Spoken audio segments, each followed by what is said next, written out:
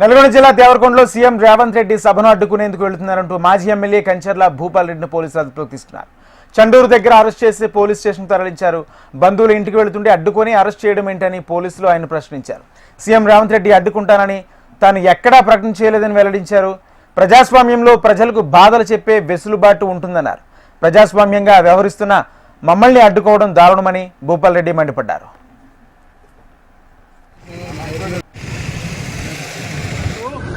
కనగాల నుంచి దేవరకొండ పోతే నన్ను అడగించాలి.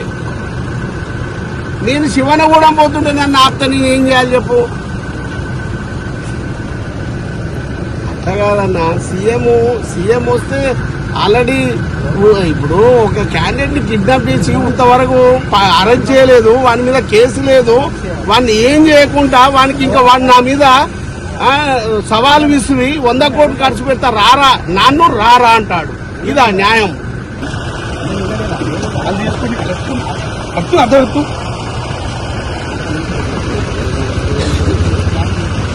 ఫోన్ మాట్లాడు.